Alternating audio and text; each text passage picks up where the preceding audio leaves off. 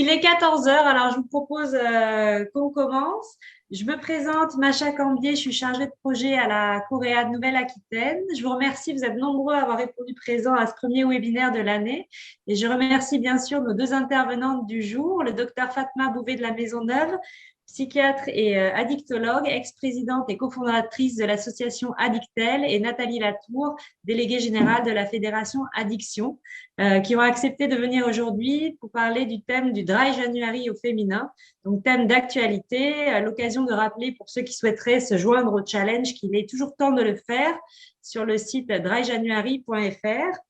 Et puis quelques mots simplement sur le fonctionnement de ce webinaire. Je vous rappelle, il y aura une première partie de présentation de la part de nos intervenantes, suivie de 10 minutes de pause, durant lesquelles mes collègues et moi synthétiserons vos questions pour pouvoir les poser ensuite jusqu'à 16 heures à nos intervenantes.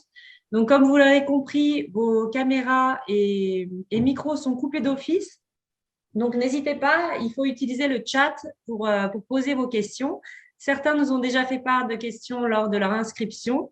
Si ce n'est pas le cas ou si d'autres idées vous viennent à l'esprit, n'hésitez pas à les poser via le chat.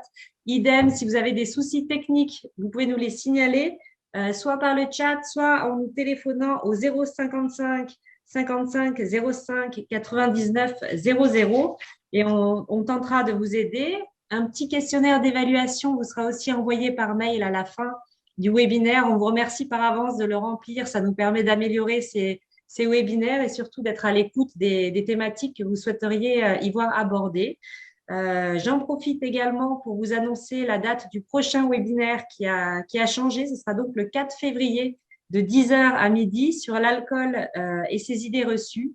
Et il sera animé par le professeur Gérard Ostermann, médecin interniste, psychothérapeute, analyste. Donc, si vous souhaitez vous inscrire, idem, on va vous mettre le lien dans le chat. Et puis, de manière globale, si vous souhaitez être au courant des prochains webinaires, de nos colloques, de nos formations, vous pouvez soit vous inscrire à notre newsletter et également nous suivre sur les réseaux sociaux de la Coréade.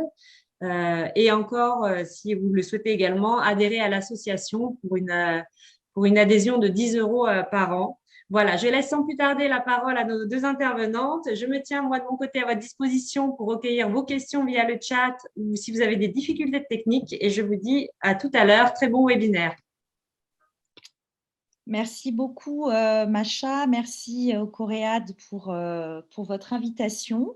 Donc, comme tu l'as rappelé, on va faire une intervention en deux temps. Donc, je vais partir effectivement de la campagne du Dry qui a très bien démarré cette année pour voir en quoi elle est intéressante, bien évidemment, en population générale, mais aussi sur le public féminin. Et puis ensuite, Fatma aura un temps encore un peu plus important pour justement rentrer dans la question des spécificités, des enjeux de l'alcool au féminin et de la prise en charge clinique. Voilà comment on s'est réparti les prises de parole. Donc, sur la présentation du Dry, c'est effectivement la troisième année que cette campagne démarre en fait au niveau français. Donc, elle a démarré en 2019 ou en tout cas fin 2019 pour l'année 2020 dans un contexte qui était assez hostile puisqu'au départ, c'était Santé, donc Public France, qui devait piloter cette campagne qui avait été annoncée par le président de la MILDECA, notamment aussi lors d'un congrès de la Fédération Addiction, et qui finalement a été stoppée en plein vol et qui a entraîné d'une certaine façon un mal pour un bien, mais une large mobilisation associative puisque on ne voulait pas en fait accepter qu'une campagne de santé publique puisse être finalement arrêtée, stoppée au détriment uniquement d'enjeux économiques. Et donc aujourd'hui, c'est un peu plus de 40 associations qui sont mobilisées autour du Dry et pour la Fédération Addiction. Dans ce consortium associatif, nous avons la gestion de tous les comptes des réseaux sociaux, le partenariat partenariat avec les Anglais et le site internet dryjanuary.fr que tu as rappelé aussi, Macha, en introduction. Donc ça, c'est vrai que cette dynamique interassociative, elle est extrêmement intéressante. Et donc, c'est la 3e année et on n'a toujours pas donc, de financement de l'État en tant que tel. Donc, rappelez que c'est effectivement une campagne internationale. Dans le partenariat avec les Anglais, les Suisses nous ont rejoints en fait l'année dernière et il y a d'autres pays qui sont en train d'être intéressés par ce consortium qui est en train de se monter, mais il y a aussi les Belges avec qui on travaille beaucoup sur la tournée minérale, la Norvège, l'Islande, il y a aussi le Québec, c'est-à-dire qu'on est on n'est pas le premier pays en fait à expérimenter ce type de campagne et depuis cette année, on a des villes qui nous ont rejoints puisque il y a 4 villes qui nous ont contactés il y a quelques semaines pour dire qu'elles trouvaient important qu'au niveau d'une collectivité, elles puissent se mobiliser sur une campagne comme le Drive, donc Grenoble, Lyon, Nantes et Toulouse, qui ont été ensuite rejoints par Paris, Brest. Et on voit sur les réseaux sociaux qu'il y a de plus en plus de villes en fait qui se mobilisent. Donc ça, c'est assez intéressant aussi en termes de proximité et de travail qu'on peut faire avec les personnes, les citoyens et le tissu associatif, mais aussi le tissu économique d'une ville. Alors, l'intérêt en fait de ce type de campagne, c'est effectivement de pouvoir apporter un autre regard sur les questions d'alcool en population générale. C'est, comme vous le savez, l'invitation à une pause et donc bien l'invitation et non pas l'obligation dans un contexte de bonne résolution, de suite des excès de fête. C'est l'occasion de faire le point. On sait aujourd'hui que sur les recommandations de Santé publique France, il y a 23,7% des personnes qui sont au-dessus des recommandations de Santé publique France. Et ça reste une campagne qui n'est pas du tout moralisatrice, mais qui essaye d'avoir un ton très ludique, dynamique et surtout finalement pas extrêmement descendante, mais qui travaille plutôt sur des soutiens entre les personnes, sur une capacité par les réseaux sociaux et par d'autres formes d'être dans ce défi collectif et qui se décline encore une fois aussi avec des appuis. On a, comme vous l'avez vu, dans le réseau des associations jeunesse. Il y a des questions qui avaient été posées sur la question de la place des groupes d'entraide dans les personnes qui s'étaient inscrites à votre webinaire. Les groupes d'entraide, ils ont un rôle extrêmement important, d'abord pour dynamiser et puis parce que ça permet pour des personnes qui en ont besoin d'avoir des relais, notamment sur les réseaux sociaux. Il y a des groupes Facebook privés qui se mettent en place pour aider des personnes qui souhaitent, elles, être plus dans cette dynamique, effectivement, d'entraide. Alors, c'est vrai que souvent, on peut dire oui, mais attention, ériger cette question de la norme de l'abstinence ou est-ce qu'il n'y a pas un enjeu de stigmatisation? Et donc, l'intérêt, c'est justement cet enjeu de déstigmatisation, c'est-à-dire que ça permet finalement à tout à chacun d'expérimenter et de faire l'expérience de finalement comment l'alcool, quelle place occupe l'alcool dans nos vies? Est-ce que le rapport à la question du plaisir est toujours là? Est-ce que parfois on n'est pas dans des consommations qui sont plutôt automatiques? Et ça permet aussi de se mettre parfois à la place de personnes qui peuvent vivre cette pression qu'on peut ressentir finalement à l'apéro, c'est plus souvent avec de l'alcool que non avec de l'alcool et que les femmes sont aussi particulièrement tout le monde, mais aussi dans ces questions de honte et de culpabilité, de regard de la société aussi sur leur consommation. Et justement, ce qu'on voit, même si c'est en train de s'atténuer petit à petit, mais on ne va pas inverser une tendance comme ça du jour au lendemain, c'est que, en tout cas au moins au début, on était dans un contexte culturel qui était vraiment, enfin on est toujours dans un contexte culturel qui est marqué par des représentations négatives et je pense que vous avez tous expérimenté ou des personnes dont vous vous occupez qui peut dire le fameux effectivement, si tu ne bois pas, tu es enceinte, moi je peux pas, mais si tu le fais, c'est que tu es alcoolique, on a le droit de plus rien faire, enfin tout ce qu'on peut avoir où c'est pas drôle, etc. Enfin tout ce qu'on a pu déjà nous expérimenter sur le fait finalement de dire bah, j'ai pas forcément envie de boire ce soir et j'ai plutôt envie de prendre de l'eau ou un soft. Alors, ce qu'on voit, c'est qu'effectivement, ce qui est intéressant dans les résultats qu'on a eus donc en 2020, qui était la première édition, c'est que ça a des effets, positifs, puisque, il y a eu des études qui ont été menées notamment, aux États-Unis en Grande-Bretagne, pardon, qui sont affichées aux écrans et en France donc, il y a une enquête d'opinion qui a été menée qui montrait que plus d'un Français sur 10 avaient participé donc au Dry en 2020. Ce qu'on voit dans les résultats plus qualitatifs, c'est ce que j'expliquais dans un peu les motivations de la mise en place de cette campagne, c'est que ça permet un réajustement des habitudes, notamment sociales, ça permet de réorienter en fait une partie des plaisirs, des loisirs et donc des plaisirs, et puis une prise de conscience d'une pression sociale extrêmement forte autour de l'alcool.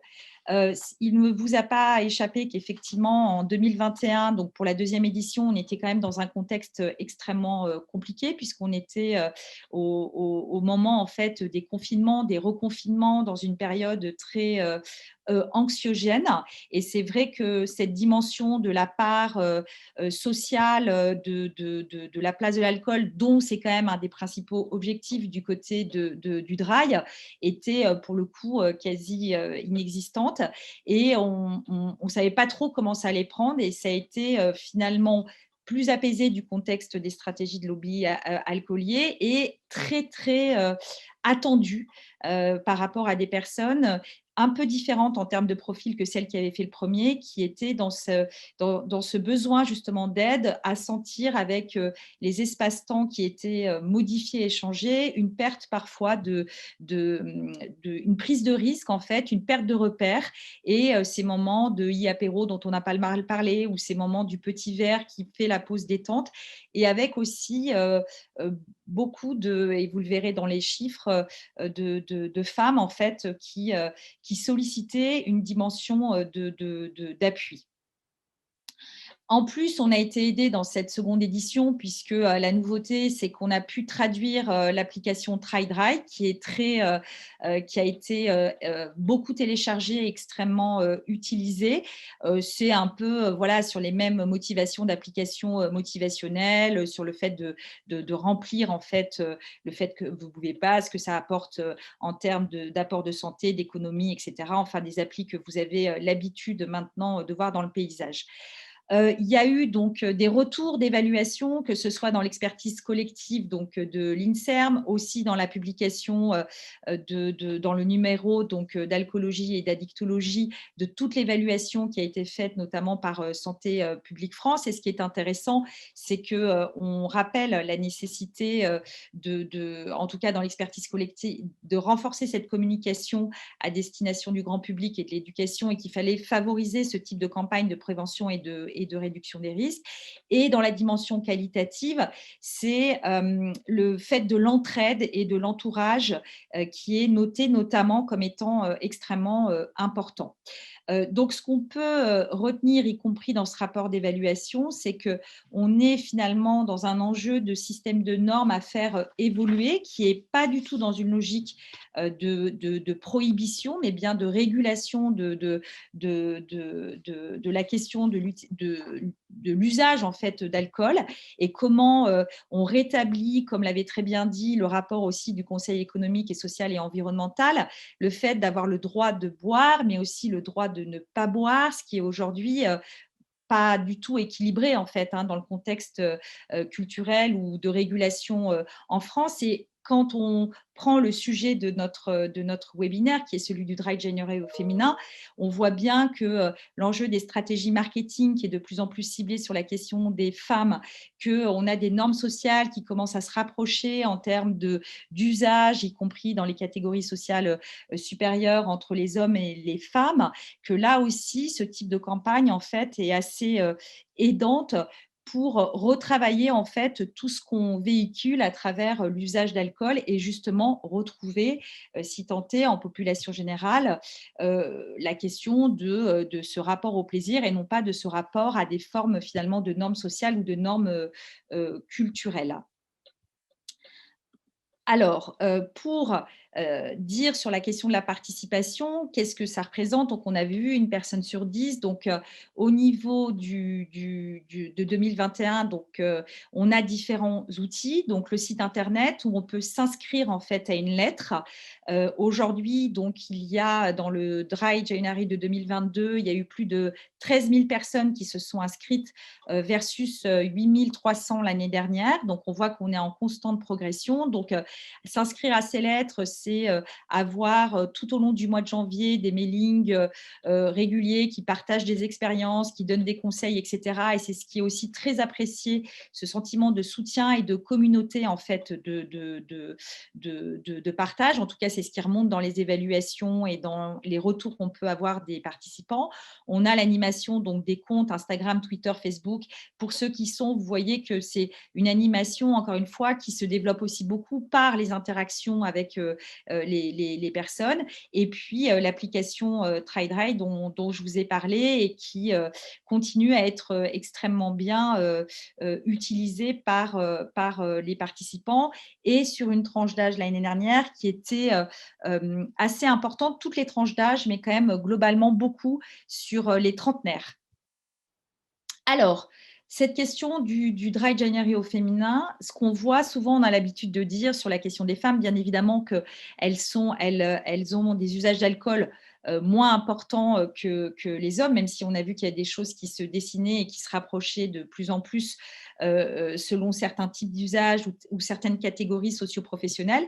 Ce qu'on voit aussi, c'est que dans le dispositif finalement de soins, elles sont encore sous-représentées ou sous-accueillies, même s'il y a eu des efforts qui ont été faits. Alors que sur ce type de campagne, eh bien, quand on prend les chiffres de TryDry, eh bien, elles l'utilisent à 52% et oui, 55%, pardon, de façon finalement plus importante que la population masculine. Et on voit qu'en 2021, ça avait augmenté par rapport à 2019 et 2020. De la même façon, ce qui est intéressant sur le retour qu'on a de l'enquête en ligne en 2021, où encore une fois, il y avait 55,2% de femmes dans les chiffres, sur les motivations en fait à l'utilisation de la campagne ou à l'implication de la campagne. On voit qu'elles sont beaucoup sur l'inquiétude de leur consommation, le fait de vouloir réduire les risques à long terme et sur le fait d'utiliser beaucoup les outils qui sont mis en fait à disposition. Puisque par exemple, continuer à utiliser l'appli, elles sont 51 à dire oui contre 29 du côté des hommes et à beaucoup plus être inscrit à la mailing list et être présente sur les réseaux sociaux finalement que le public masculin. Donc ça, c'est des éléments qui sont aussi intéressants à prendre en compte sur ce type d'outils d'aller vers pour, encore une fois, il y a des choses qui seraient allées voir selon les catégories socio-professionnelles, mais c'est intéressant en population générale ou dans ces premiers chiffres bruts, de voir ces différences en fait qu'on a moins l'habitude de voir sur d'autres chiffres d'accès aux soins notamment. Ça rejoint dans les discussions que vous aviez sur le fait de dire, dans les questions que vous avez fait remonter, finalement, donc comment on peut s'appuyer sur l'entourage? Est-ce que la question du collectif ou de l'entourage est quelque chose d'intéressant à mobiliser? Eh bien, ce qu'on voit dans les retours qu'on a, qualitatifs et quantitatifs, c'est que oui, tout en étant vigilant à ce que ce type de campagne, pour des personnes qui sont plus en difficulté, de le travailler avec l'entourage pour justement pas dire, bah, voyez, lui, il n'en est pas capable ou pourquoi il ne le fait pas, etc. Mais de mobiliser l'entourage de façon positive et non pas moralisatrice, entre guillemets. Ce qui est aussi intéressant, il y avait une question qui était sur le syndrome d'alcoolisation fœtale. Finalement, comment, dans cette prévention du syndrome d'alcoolisation fœtale, on peut utiliser une campagne ce qui est intéressant dans ce type de campagne, c'est qu'on voit que le challenge, il est collectif et que finalement, il y a des personnes qui vont le faire plus pour soutenir ou alors elles ne vont pas le faire, mais elles vont encourager. Et je pense que ce rapport aussi des femmes qui sont enceintes sur le fait de ne pas boire d'alcool pendant la grossesse, c'est aussi intéressant de le réfléchir dans cette dynamique de soutien, dans un travail qui peut être fait au niveau du couple, parce que aussi attendre un enfant, c'est pas l'attendre tout seul, c'est une dimension de groupe, de dire finalement cette pause-là, quelle place elle a dans un parcours, etc. Encore une fois, bien évidemment, pour les personnes qui ont la capacité de le mobiliser. On peut avoir différentes approches de pause, de réduction des risques, mais c'est cette notion de finalement ne pas renvoyer ça uniquement sur la responsabilité de la personne et de l'individu seul, et de regarder dans ces dynamiques collectives ce qui peut être intéressant pour d'autres approches en santé publique. Voilà de mon côté sur l'aspect très centré sur la campagne. Fatma va vous donner beaucoup plus d'éléments et d'éléments de contenu. Juste vous dire sur cette question femmes, alcool, femmes, addiction, que bien évidemment, il y a un certain nombre de ressources qui existent. Il y a eu beaucoup de publications de l'OFDT, de l'Observatoire français des drogues et des toxicomanies, que je vous ai mis là, et il y en a d'autres.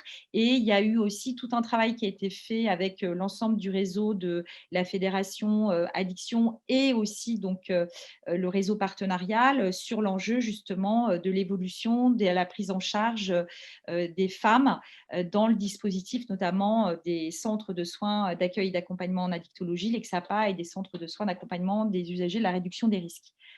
Voilà, je suis à votre disposition pour la deuxième partie et j'arrête mon diaporama pour que Fatma puisse mettre le sien. Merci pour votre écoute.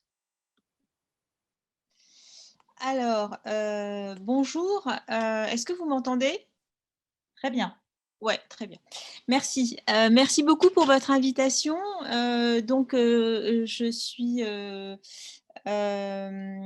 J'ai la responsabilité de vous parler de l'alcool, des spécificités cliniques de la maladie alcoolique chez les femmes.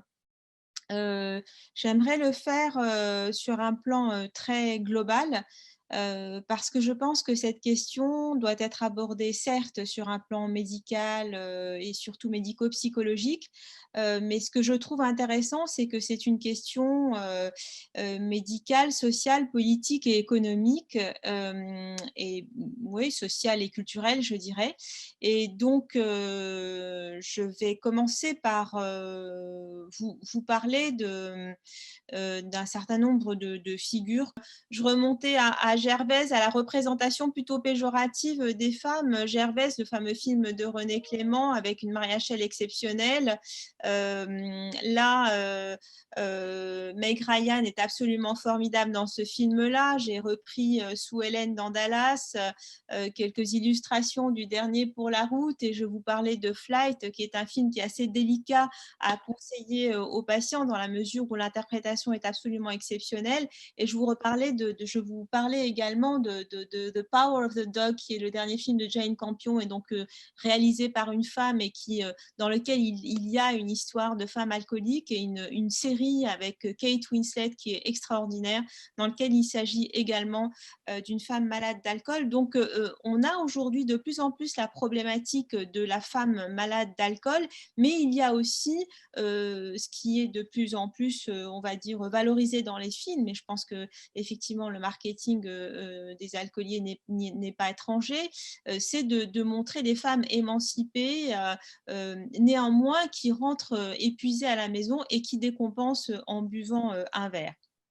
Donc, c'était mon intro pour vous dire à quel point le sujet était peu traité et commençait à être traité de façon péjorative. Et aujourd'hui, on a l'impression qu'il fait partie un petit peu de notre contexte général, et donc fait partie des films et des fictions qui sont souvent en fait des traductions de la réalité.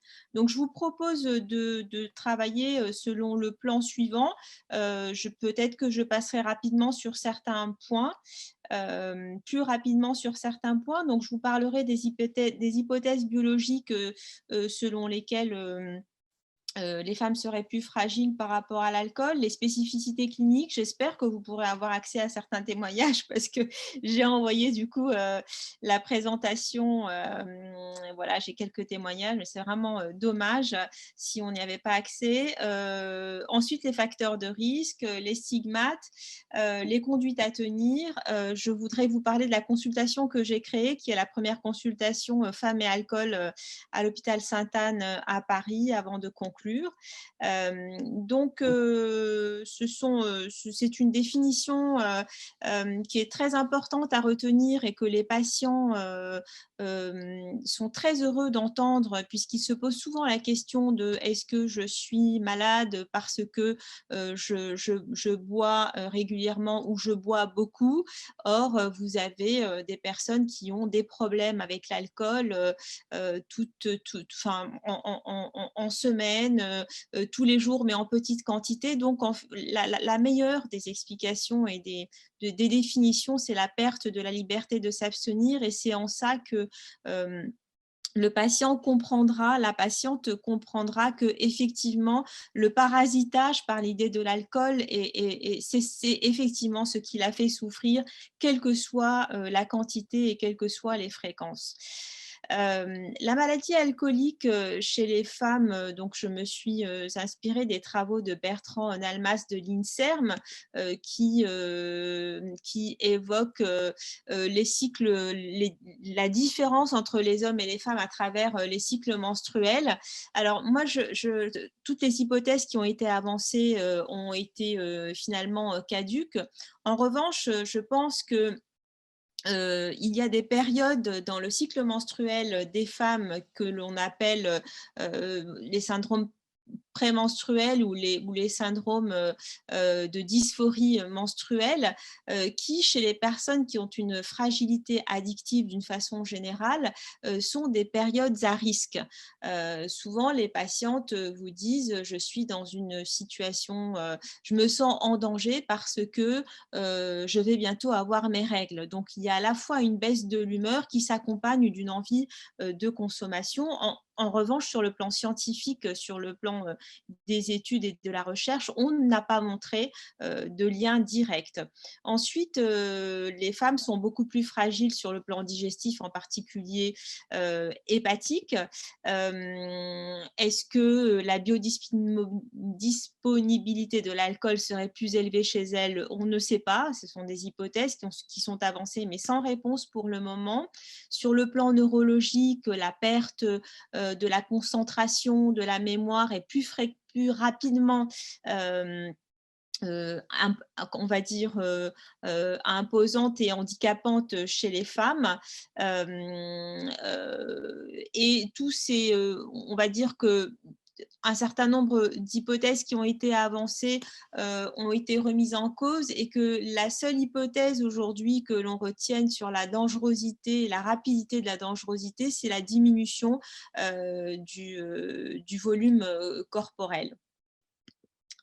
Je voudrais vous donner, je voudrais inscrire la maladie dans ce que moi j'appelle les troubles féminins et dans ce que vous allez voir où je veux en venir, c'est-à-dire que je pense que la pression sociale qui aujourd'hui est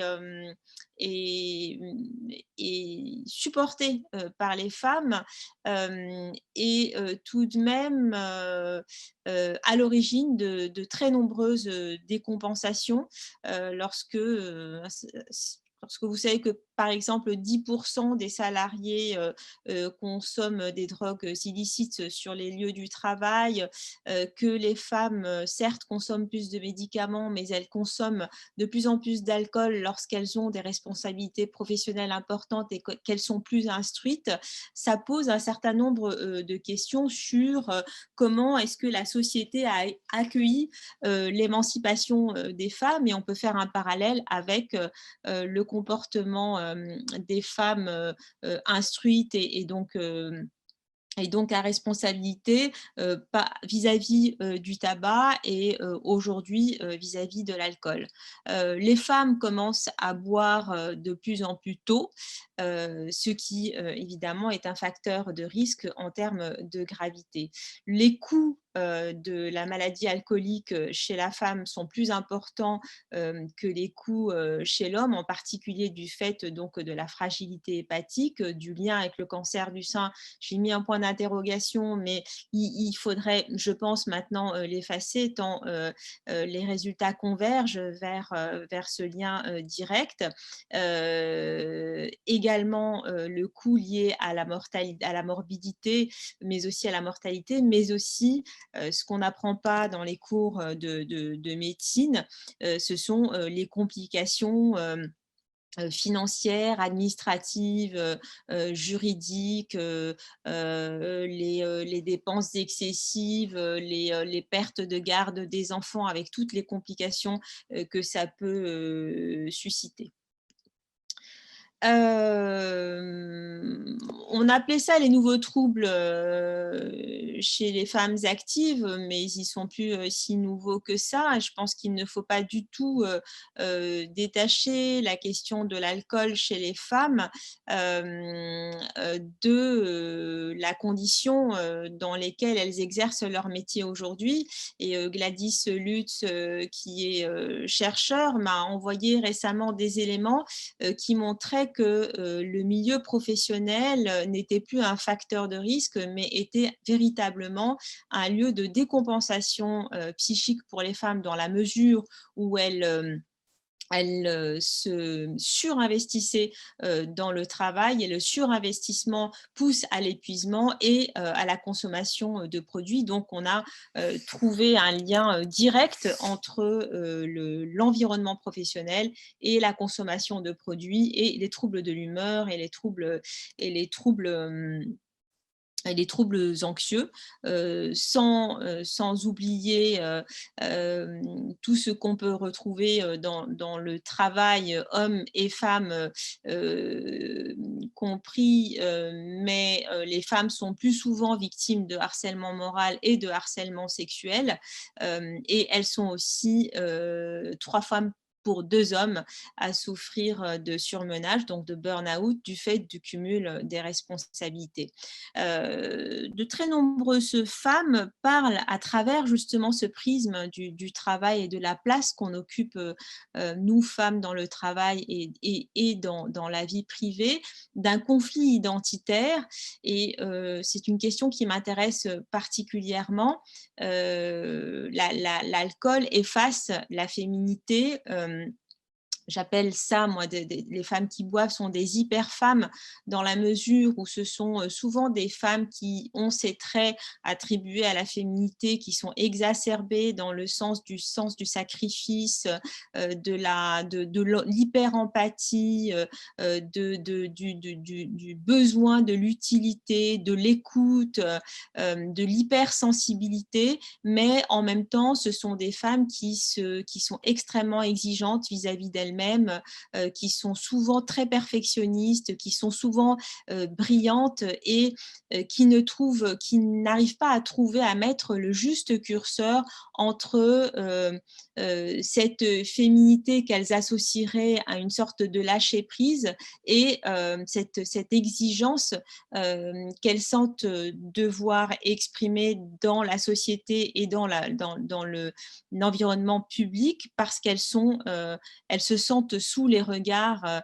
et sous les jugements de tous, et donc la pression est permanente, et la seule façon de décompresser de cette pression, c'est précisément de prendre le produit le plus accessible et sans ordonnance médicale, et ça sera l'alcool.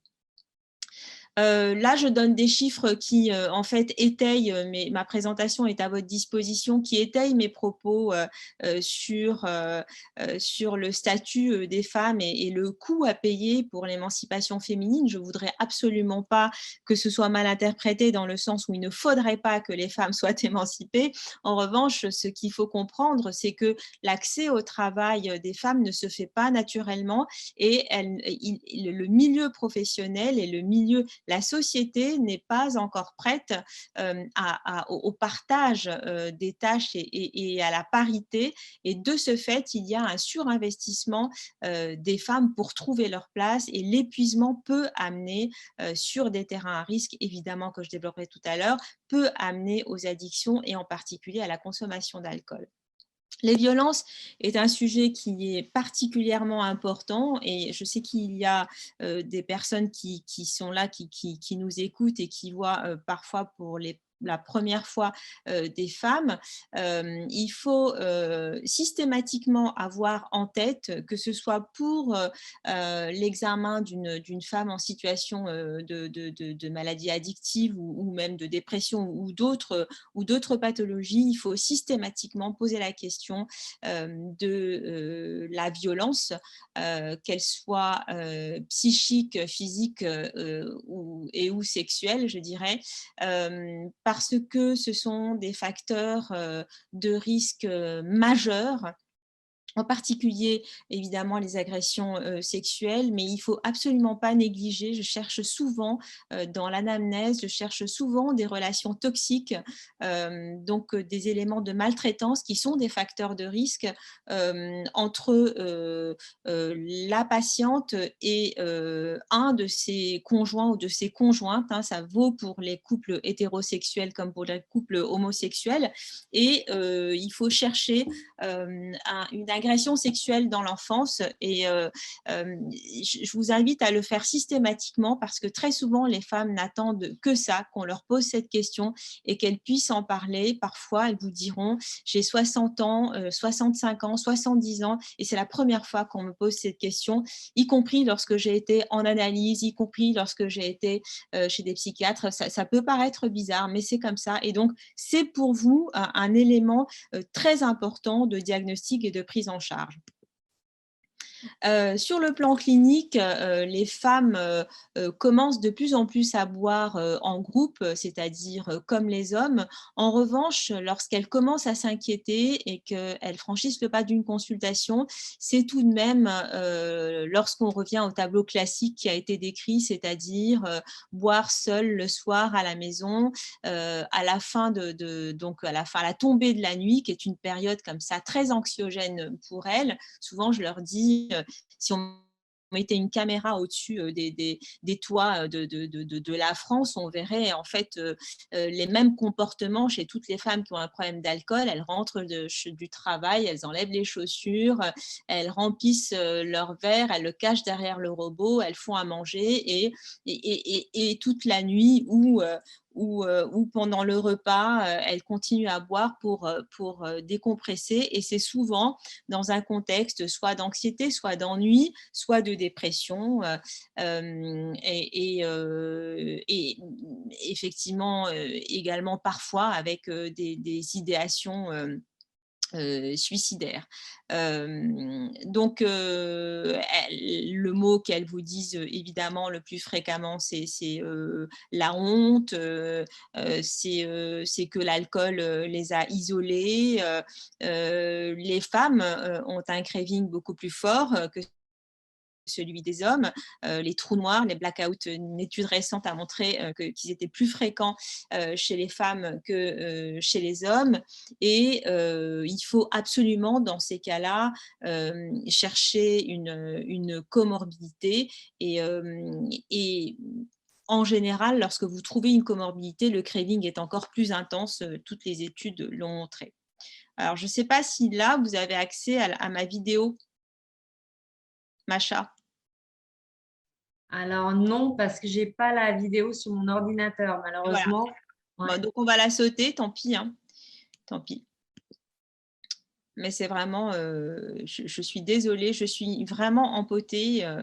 On va passer au stigmate. Alors cette vidéo, qu'est-ce qu'elle disait? Cette vidéo a été enregistrée lors d'un colloque qu'on a organisé à l'hôpital Sainte-Anne, donc je suis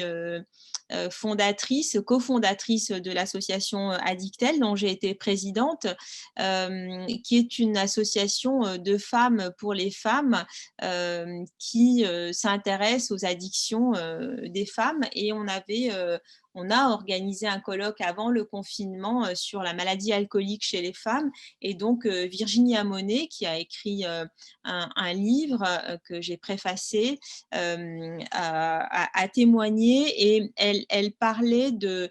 il y aura 2 vidéos. Donc, dans une des vidéos, elle parlait justement de la perte de la féminité, mais en même temps de ce besoin impérieux de la garder et de l'effort qu'on fait pour rester maquillée, sentir bon, marcher encore sur des talons, malgré sa conscience de ne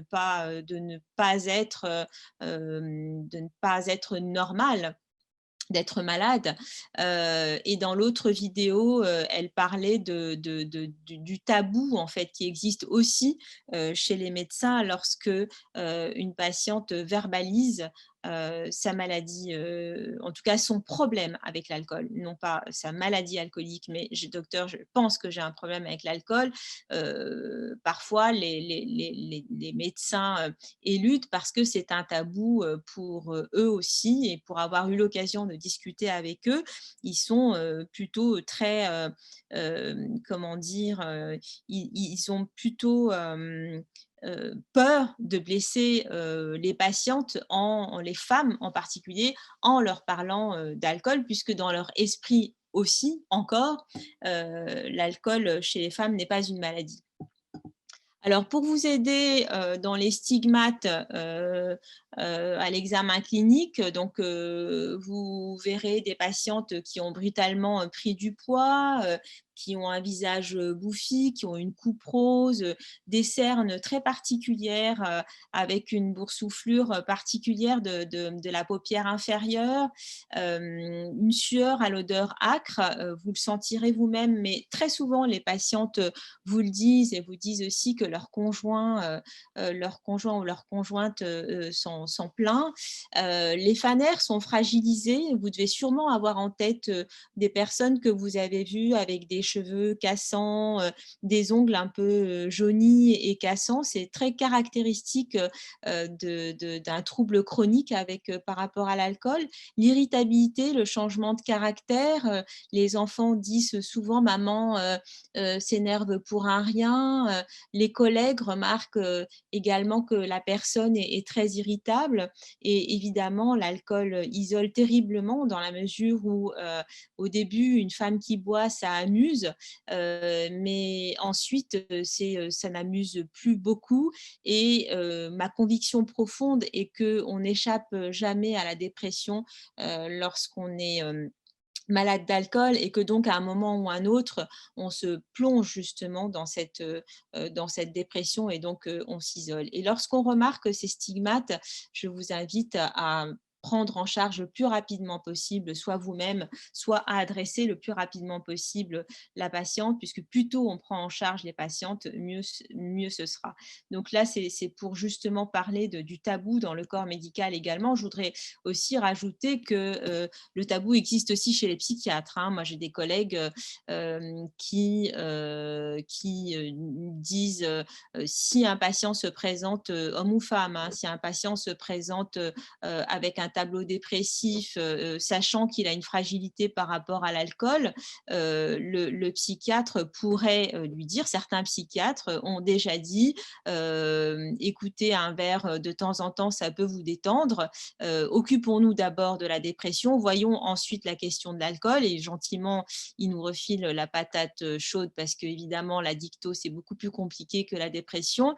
Le seul problème, c'est que quand on prend un antidépresseur et qu'on boit, ça diminue de plus de la moitié l'effet antidépresseur. Donc, on ne peut pas sortir d'une dépression si on continue à souffrir de la maladie alcoolique. En revanche, il y a un élément à connaître aussi, c'est que on peut tout à fait passer par un épisode dépressif avec un abus d'alcool comme automédication, sans pour autant être addict à la suite du traitement de la maladie. C'est un sujet dont on pourra débattre tout à l'heure si vous le voulez.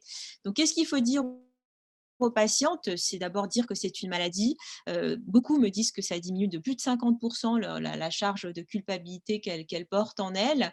C'est une maladie qui est connue, qui est enseignée, qui donc qui consiste à être totalement paralysée, à avoir un espace mental occupé par le produit, pour laquelle il existe des possibilités de s'en sortir, et qu'il faut rapidement demander de l'aide avant la survenue de complications. Et il faut expliquer que, comme toute maladie chronique, elle est émaillée de rechutes, et que les rechutes ne sont pas du tout dramatiques, qu'on est là pour les aider à les surmonter. Et ce qu'apprécient les femmes, et c'est ce qu'on a fait avec Addictel, et c'est ce que j'ai fait avec la consultation femmes alcool, c'est que le « oh là là, qu'est-ce que vous buvez » ou et qu'est-ce que vont penser vos enfants, etc. Ces jugements moraux qu'on entend n'ont absolument pas leur place dans ces consultations.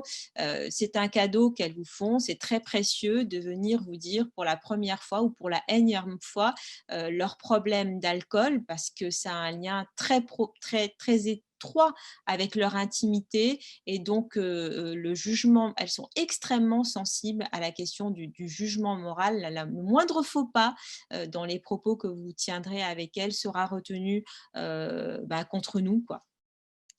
Les facteurs de vulnérabilité psychiatrique, c'est important à connaître, hein. Ce sont les antécédents familiaux d'alcoolodépendance, en particulier du côté maternel, les antécédents de troubles du comportement alimentaire qui sont en plus une comorbidité fréquente, augmenterait de 16 fois le risque de devenir malade d'alcool, les antécédents familiaux de dépression et d'anxiété, et donc les traumas au cours de l'enfance, ainsi que l'anxiété au cours de l'enfance. Il faut toujours chercher un trauma, les terreurs nocturnes, des choses comme ça, des éducations sévères avec un surmoi très fort. Évidemment, toujours chercher les abus sexuels qui, hélas, sont vraiment enfin, je veux dire, c'est effrayant à quel point, lorsque vous posez les questions aux femmes de ce qu'elles ont vécu comme violence sexuelle, abus, vous êtes étonnés à la fois du nombre, mais aussi de comment dire, des personnes en fait qui ont la question de l'inceste est beaucoup plus fréquente qu'on ne le croit, et ça n'est pas toujours le père ou le grand-père, ça peut être le frère, et ça devient une question tragique dans la famille.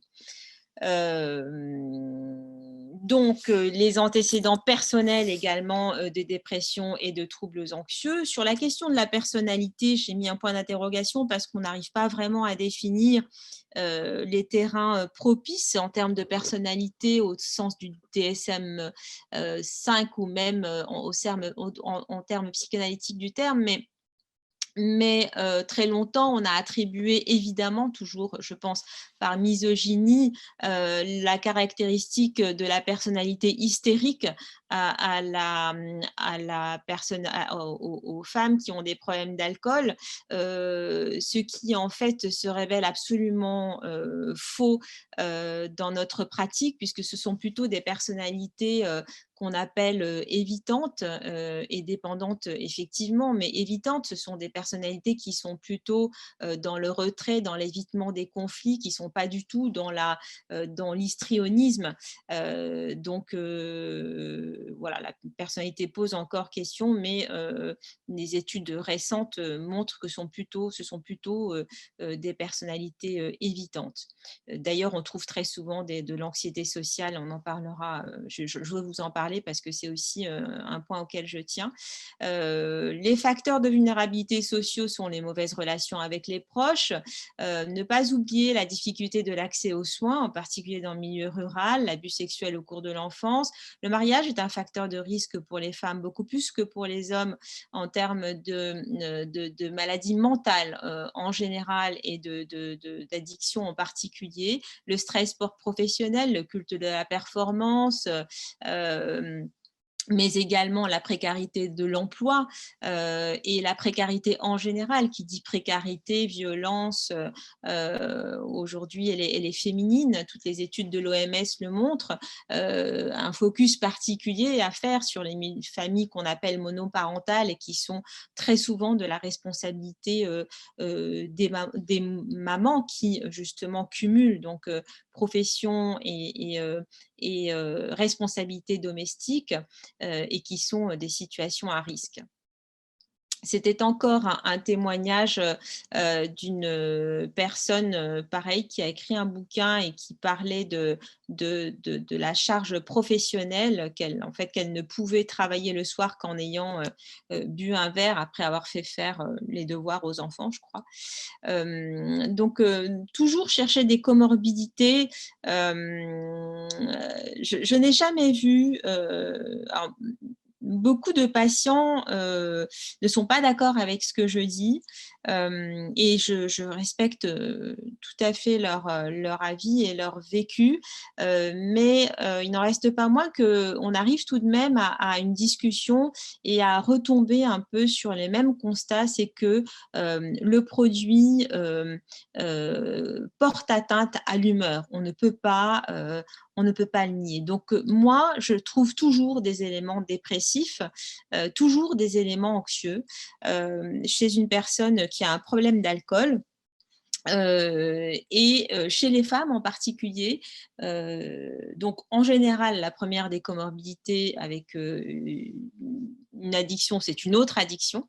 Vous trouverez chez les femmes médicaments, tabac, maintenant de plus en plus cocaïne, troubles du comportement alimentaire, de la dépression comme comorbidité également, et troubles anxieux. Il faut toujours demander aux femmes, moi je commence par leur dire, est-ce que vous aviez peur d'aller au tableau? Donc très souvent, quand vous étiez petite, donc très souvent, elles me regardent avec des yeux en me disant, mais comment vous savez, docteur? Parce qu'en fait, c'est un des premiers éléments justement d'anxiété sociale, d'incapacité, de manque de confiance en soi, d'incapacité à s'imposer, et donc évidemment, ça les suit et dans leur jeune, à l'âge adulte, elles réalisent le handicap de l'anxiété sociale avec parfois des survenues de troubles paniques qu'elles ne comprennent pas parce qu'on ne sait pas ce que c'est qu'un trouble panique quand on le vit pour la première fois et souvent elles s'automédiquent, donc que ce soit sur le long terme, je dirais, la question de la honte et de l'image qu'on renvoie à l'autre, etc. Elles s'automédiquent par l'alcool, mais lors des attaques de panique aussi, ce sont des pics d'angoisse que très souvent elles traitent par la consommation d'alcool. Cherchez également des troubles bipolaires et lorsque les patients me demandent qu'est-ce qui est venu avant la dépression ou l'alcool, alors parfois on arrive vraiment à déterminer ce qui est arrivé avant et qui a mené à l'un ou à l'autre, mais lorsque vous êtes dans une situation d'urgence et en fait en addicto et en psychiatrie, quand on fait de la psychiatrie et de l'addicto, on est toujours en situation d'urgence, toujours. Donc, il faut toujours trouver une situation, une solution très rapide à la situation. Et donc, je leur explique que pour le moment, qui est venu avant ou après n'a pas d'importance. L'essentiel, c'est de pouvoir traiter les deux. Alors, la conduite à tenir. Donc, je vais évidemment, vous savez qu'il faut prendre en charge les patients de façon globale, médicale, psychiatrique, sociale, voilà, professionnelle, familiale, etc. Avant, on prônait directement l'abstinence totale, mais on s'est rendu compte qu'on perdait plus de 80% de notre patientèle parce que beaucoup ont peur de ne plus avoir accès à l'alcool, beaucoup ont peur d'être en manque, non pas la sensation, ce n'est pas la sensation de manque dont ils ont peur, mais ils ont peur d'avoir peur de manquer. C'est extrêmement compliqué. Vous avez par exemple des personnes qui boivent avant d'aller à une soirée parce qu'elles ont peur de ne pas avoir assez à une soirée. Donc, la logique est un petit peu la même lorsqu'on parle d'abstinence totale. Donc, j'accompagne les patients, on est de plus en plus nombreux à accompagner les patients selon leur rythme. C'est vraiment un travail à deux, un travail de confiance en gardant en tête, toujours dans un coin de sa tête, que le patient peut ne pas vous dire la réalité des choses, mais plus vous instaurez la confiance et mieux vous vous en sortez avec votre patient. Donc, on accompagne le patient vers ses objectifs qui sont diminuer de combien de fois par semaine, est-ce que je diminue la quantité, voilà, c'est du sur-mesure. Au tout début du traitement, il faut toujours mettre en place des rendez-vous rapprochés, ça les aide énormément. Ils ont besoin, ils vous disent: j'ai besoin d'être cadré. Alors, si possible, une disponibilité téléphonique, mail, etc. Mais en ce moment, voilà, moi je ne peux plus. Donc, dans le cadre d'un service médical ou d'une structure médicalisée, on peut peut-être installer des permanences téléphoniques, et ça c'est très important parce que lorsque les patientes paniquent et qu'elles sont sur le point de rechuter, le serait-ce que de partager cette angoisse avec un thérapeute, avec un médecin, avec un soignant, peut justement les faire baisser la pression et ne pas les faire rechuter. En cas de rechute, ne jamais culpabiliser, ne jamais dramatiser. Et également, je pense qu'il faut pouvoir discuter avec elles vraiment sans retenue, sans tabou, des petites astuces personnelles qu'elles utilisent et que parfois elles trouvent ridicules à partager avec vous, type mettre des post-it sur la porte, pense à demain, comment tu vas être pour le travail, des photos avant, après, des chansons à écouter, des films, je vous en ai parlé, souvent ce sont des post-it en fait, ou la photo des enfants dont elles ont perdu la garde, etc., qui les ramènent vers, en tout cas qui sont des leviers de motivation pour se soigner. Donc là, je crois qu'il faut que j'aille vite, non, parce que je parle trop. Les leviers de motivation chez les femmes sont souvent d'abord récupérer les liens avec les enfants ou le conjoint ou la famille. C'est vraiment, on est dans des choses assez, je dirais, caricaturales de la féminité. Et puis ensuite, l'aspect physique. Ce que je remarque, c'est que je peux parler des heures, des complications somatiques sévères, des cancers, de tout ce que vous voulez. La motivation la plus forte sera dans une semaine, vous allez perdre tant de kilos, vous allez changer de visage, et ça sera toujours l'argument sur lequel elles vont, enfin la plupart du temps, je vais dire, elles vont se poser. On travaille également beaucoup, en tout cas avec moi, sur le fait de réapprivoiser son corps. Ce sont des femmes qui vous disent je ne reconnais plus mon corps, il s'est dissous dans l'alcool, je ne vois plus les limites de mon corps. Et donc voilà, je leur apprends à le toucher tous les matins, à être bienveillante avec ce corps dont elles ont la conscience, hein, qu'elles le détruisent. Donc les évolutions, je vais passer assez rapidement. Voilà, on peut évidemment obtenir des rémissions précoces, des faux pas, ce qu'elles appellent des faux pas, ce que nous appelons des faux pas également, ne sont pas des rechutes, et donc il ne faut absolument pas dramatiser et faire la différence entre un faux pas, c'est-à-dire une alcoolisation une fois pendant 6 mois d'abstinence. Ce n'est pas une rechute. Une rechute, c'est lorsqu'elle boivent un jour, que le lendemain, elle boit 2 fois plus, qu'elle se remet en fait à avoir la conduite antérieure. Les complications sont donc plus importantes que chez l'homme pour les raisons dont on a parlé tout à l'heure, mais aussi pour des raisons sociales et donc politiques.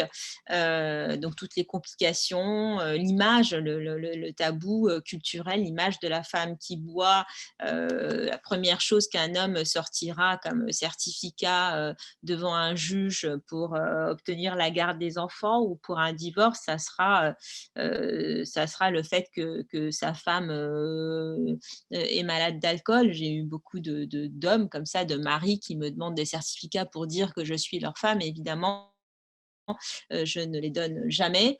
Et là, je vais dire quand même 2 mots puisqu'on est dans les complications sur le syndrome d'alcoolisation fœtale. Donc, c'est un retard de développement intra-utérin prématuré, une dysmorphie crânio-faciale qui est très reconnaissable. Je vais vous montrer des photos, vous allez voir que vous avez certainement dû croiser, hélas, des enfants de ce type. Donc, ça entraîne des troubles psychiatriques, une hyperactivité souvent, des troubles du tonus musculaire et dans les situations les plus graves, des malformations. Avant de montrer des photos, je voudrais revenir sur ce que disait Nathalie tout à l'heure et sur la politique actuelle qui est de focaliser tout ce qui relève de la maladie alcoolique sur le syndrome d'alcoolisation fœtale. C'est que la majorité des femmes se sent extrêmement vexées et très, comment dire, blessées dans la mesure où c'est comme si l'alcool n'était dangereux pour elles que parce qu'elles pourraient être des mères, alors que l'alcool est dangereux pour tout le monde et l'alcool est dangereux aussi parce que ce sont des femmes, qu'elles soient mères ou pas. Donc le fait qu'on se concentre sur l'utérus des femmes est déjà un élément en soi qui est assez significatif de la façon dont on perçoit la femme et la prévention que l'on peut faire autour des maladies féminines. Donc voilà un petit peu le phénotype assez classique que malheureusement on peut rencontrer chez les enfants qui souffrent du syndrome d'alcoolisation fœtale. J'en ai vu à l'hôpital malheureusement. Les modalités de consultation des femmes, elles ne sont qu'un quart des patients alcooliques traités alors qu'elles ont plus facilement accès aux soins. Elles consultent moins les centres spécialisés, c'est aussi parce qu'elles craignent l'isolement, parce qu'il y a cette idée dans l'imaginaire collectif et d'ailleurs beaucoup dans les familles qui font pression sur les médecins selon laquelle on ne s'en sortirait que si on est hospitalisé. Alors moi, je me souviens à l'hôpital, j'ai eu un certain nombre de patientes qui arrivaient avec leur valise pour une première consultation en disant voilà docteur je suis alcoolique et en fait elles étaient convaincues qu'il fallait être hospitalisées et qu'elles seraient directement hospitalisées. Et donc si elles consultent moins, c'est qu'elles ont en soins spécialisés, c'est parce qu'elles ont peur encore d'être hospitalisées et donc d'être éloignées de leur famille et de leurs enfants. Alors évidemment, dans certains cas, il faut hospitaliser, mais je pense qu'il faut discuter avec elles, il faut évaluer la sévérité et puis les lits étant au nombre que l'on connaît, l'hospitalisation n'est pas très facile aujourd'hui. On est très très faible en termes de prévention alors qu'il faudrait véritablement développer la prévention dans tous les domaines médicaux et au niveau des addictions également. Je pense qu'avec ce problème d'alcool chez les femmes, on va se réveiller un jour la gueule enfarinée en se disant mais mon Dieu, on aurait dû faire mieux avant, un petit peu comme il se passe aujourd'hui pour le tabac, puisqu'on se rend compte qu'on n'a pas suffisamment focalisé sur les femmes qui fumaient. Et d'une façon générale, je dirais que les pathologies féminines sont beaucoup moins prises en considération que les autres pathologies. Je dirais que les spécificités féminines sont moins prises en considération. Je vous parlais tout à l'heure du syndrome prémenstruel pour lequel on a commencé à faire des recherches et on a laissé ça en plan, alors que ce sont ça a un coût en fait pour la société, ça a un coût pour les femmes, et donc ce sont aussi des moments de décompensation en termes de consommation d'alcool. Les tableaux de fibromyalgie aussi sont souvent associés à des consommations de produits, mais aussi d'alcool. Donc voilà, je pense qu'en termes de prévention, il y a énormément de choses à faire et il y a un focus à faire sur les spécificités féminines. Donc ici, qu'est-ce que je dis? Je dis qu'en fait, on devrait effectivement se concentrer sur la formation des intervenants en santé, puisqu'on voit aujourd'hui, ne serait-ce que dans les urgences, des patients ou des femmes ou des hommes arrivés aux urgences en parlant de leurs problématiques alcooliques, qui sont très rarement réorientés vers des soins spécifiques qu'on accueille pour dessouler, à qui on donne vaguement quelques traitements, quoique très souvent ils sortent sans rien, sans orientation, sans traitement. Et d'ailleurs, pour ceux qui ont déjà fait des gardes dans des hôpitaux généraux, moi j'en ai fait, pour eux, les addicts sont vraiment...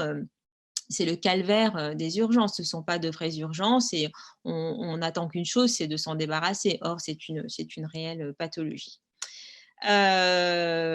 Question à laquelle je suis très sensible, c'est le marketing. Le marketing aujourd'hui, donc le credo des alcooliers, c'est que la femme est l'avenir du vin et les jeunes également. Mais dans mon livre que j'ai écrit, Les femmes face à l'alcool, j'ai trouvé cette référence, la femme est l'avenir du vin. Il n'y a qu'à voir comment ont évolué les packaging des bouteilles de vin qui ne sont plus donc des bouteilles avec des bonnes vieilles étiquettes rustiques, mais plutôt épurées, design rose, etc. Ça a commencé à toucher la vodka. D'ailleurs, on a eu une épidémie de vodka à un moment, de femmes qui buvaient de la vodka. Et ça arrive au pastis actuellement. Donc, si vous regardez un petit peu les bouteilles de pastis, en particulier dans les magasins de luxe ou dans les free shops, ce sont des bouteilles qui sont complètement adaptées aux femmes et c'est-à-dire que le look est très féminisé et donc nous avons de plus en plus de femmes qui souffrent d'alcool, d'abus de pastis. 2 mots sur la consultation de Sainte-Anne, si ça peut être un modèle pour vous. C'est un modèle qui a extrêmement bien marché et j'espère qu'il marche encore parce que je ne suis plus à l'hôpital, je suis vraiment débordée. Mais l'idée était que ce soit une consultation de femmes pour les femmes en tenant compte de toutes les caractéristiques féminines que souvent on néglige en psychiatrie générale ou en addicto en général. Je veux parler ici de la question de la préoccupation corporelle, de la préoccupation de la prise de poids, des problèmes dermatologiques, de l'apparence, de la sexualité, de la libido, de parler, d'avoir un espace de confiance pour parler des antécédents de violences sexuelle. Et je peux vous garantir que ça n'est pas du tout acquis. Je vais vous raconter une anecdote qui date d'hier. Une de mes patientes a subi une agression sexuelle à l'âge de 15 ans. Et vraiment sévèrement addicte. Je n'arrive pas du tout à m'en sortir avec elle. Enfin, elle n'arrive pas à s'en sortir, je dirais. Je suis vraiment face à une situation extrêmement résistante et je ne voyais qu'une seule solution, c'était de l'hospitaliser pour au moins faire un break et puis qu'on se repose toutes les deux, puisqu'elle tenait à être suivie par moi et que moi, je puisse aussi me reposer sur une équipe. Et donc, je prends mon téléphone, je lui dis, parce qu'elle avait déjà été à cette clinique, elle avait fait une consultation de préadmission et elle ne s'est plus représentée et je n'ai jamais su pourquoi. Et donc, elle m'a dit, mais c'est parce que c'était un homme. Et je dis, bah, qu'à cela ne tienne, je rappelle et puis je demande à ce que vous soyez vu par une femme. Je téléphone à la clinique et je demande ça. Elle me dit, bah, c'est pas possible, docteur. Je lui dis, ah, si, c'est possible. En fait, les patients ont des droits. Ils ont le droit de choisir leur médecin. Ils ont le droit de changer de médecin. Et donc, c'est une secrétaire médicale qui me dit, ça n'est pas dans les statuts de la clinique. À partir du moment où on a vu pour une première fois un médecin, on ne peut plus en changer. Donc, je lui dis, écoutez, madame, passez-moi le médecin. Il y a des arguments médicaux, cliniques, psychiatriques qui sont en faveur de cela. Parce qu'évidemment, cette patiente n'avait pas du tout envie de parler de l'agression sexuelle qu'elle a subie et de ce qu'elle ressent aujourd'hui en termes au niveau de sa féminité, de sa sexualité, etc. Donc voilà, tout ça pour dire que je pense que eh bien, ça n'est pas ça peut être un débat, mais en tout cas, c'est pas, je ne pense qu'il ne faut pas que ce soit un tabou que de réfléchir à des consultations genrées. Je vais conclure en vous disant que les addictions chez les femmes sont des indicateurs de leur santé psychique globale et que la santé psychique des femmes est un indicateur de santé de toute la société, qu'il faut savoir repérer le problème addiction et alcool puisqu'on en parle aujourd'hui. Il faut installer donc ce fameux climat de confiance, elles vous en seront très reconnaissantes, expliquer très simplement en prenant des termes très, je dirais, scientifiques, dépouillés de, je dirais, de toute, comment dire, de toute affectivité. C'est comme ça, je diagnostique telle chose, ça les repose énormément.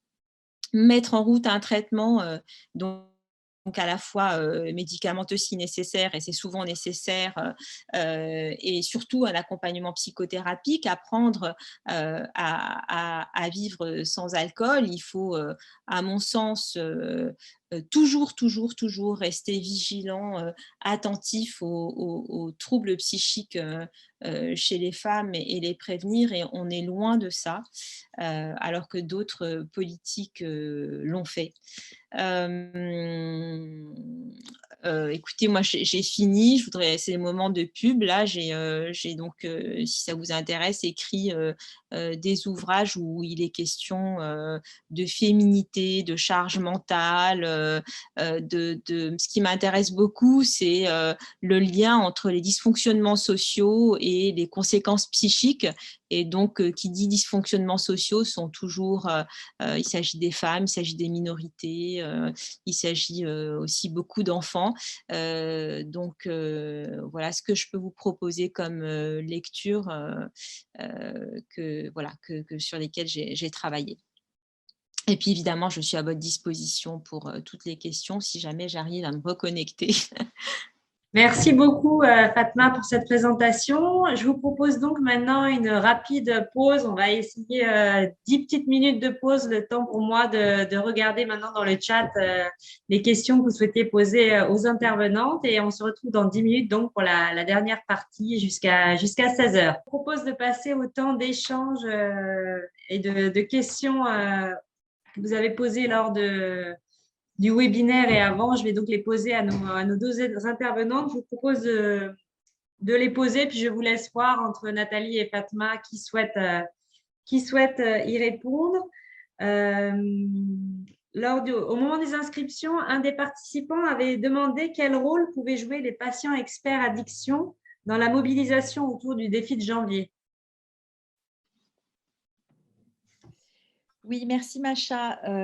Ce que j'avais dit dans ma présentation, mais que je vais compléter ici, c'est qu'il y a donc des associations de patients experts, notamment FPEA, qui est impliquée donc, dans les associations, organisations qui sont mobilisées. Et c'est notamment par leur intermédiaire qu'il y a un groupe privé sur les réseaux sociaux qui s'est ouvert. Mais au-delà de ça, en fait, il y a quand même plein d'actions, et beaucoup plus encore cette année que les années d'avant, qui sont aussi développées par les structures de soins, notamment les centres hospitaliers où il peut y avoir des patients experts, un peu partout, je dirais, dans les groupes d'entraide, mais aussi dans les centres de soins et dans dans les centres hospitaliers. Donc, c'est extrêmement intéressant en fait d'avoir des relais. Parce que ce qu'on a vu, c'est que la question du soutien et de la dynamique collective, qu'elle soit par le biais de l'entourage ou par le biais des groupes d'entraide, était extrêmement intéressant. Alors, encore une fois, c'est ce qui va permettre de déclencher pour des personnes. Certaines vont faire le défi ou le dry dans une logique amicale, familiale, etc.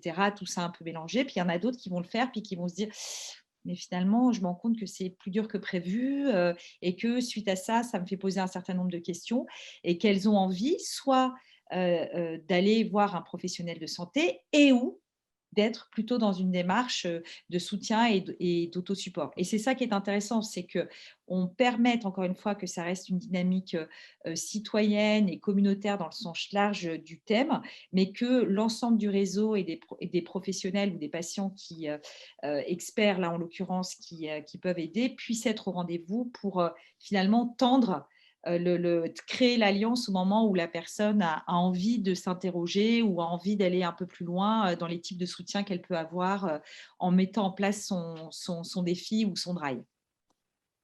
Merci. On avait plusieurs questions aussi sur le rôle et l'importance de l'entourage, notamment dans le Dry January et en particulier pour les femmes.